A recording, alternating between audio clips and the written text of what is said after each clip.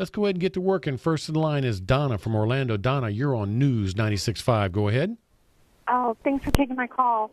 I just have a quick question. We had an alarm system that we canceled after 10 years. All right. And they said that we did a verbal on the phone, a verbal contract. Okay. Is that legal? It may be. Did they record that conversation? Yes, they did.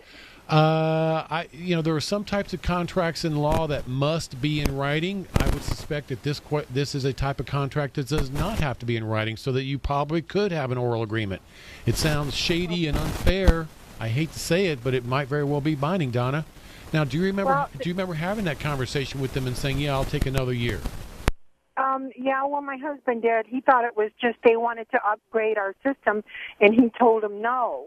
Okay. And when I called to cancel the service because we were having problems with the alarm, they told me that my husband had signed an agreement. Okay. Then later on, I said, well, I want a copy of that contract. And I said, we don't sign contracts anymore. I said, the last time we signed a contract was when we paid our house Donna, that's my opinion about it. Now, I'm really just kind of guessing. I've never heard of such a thing before. I don't like it, and I'm sure you don't either. Now, I can tell you this.